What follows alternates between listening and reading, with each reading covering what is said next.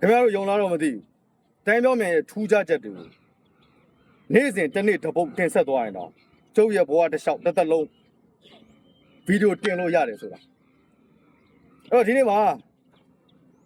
လှန်သွားဦးတိုင်းပြောမြန်မှာဘာကြောင့်ဖွက်ပြီးကြိုင်တာလဲခင်ဗျားတို့ဘယ်လိုထင်လဲဗျဆိုလိုတာကဗျာဒီမှာ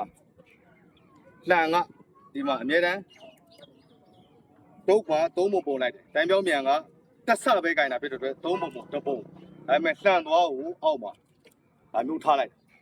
အဲ့တော့ဒါညာလေတင့်လို့ခေါ်တယ်ဒီအနေထားဘာကြောင့်ကြိုင်တယ်လဲ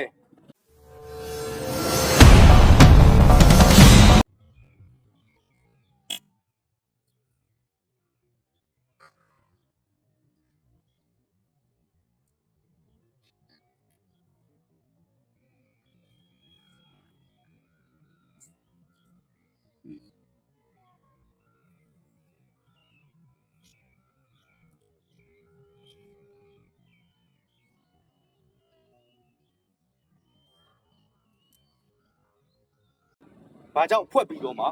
လှန်သွားဦးပေါင်တော့မှထားပြီးတော့ကြိုင်တယ်လဲလို့ခင်ဗျားတို့ထင်တယ်လဲcomment လေးတွေမှန်ခဲ့ပြပါဦးနောက်ဗီဒီယိုမှာဆက်တွေ့ပါမယ်ကျေးဇူးတင်ပါတယ်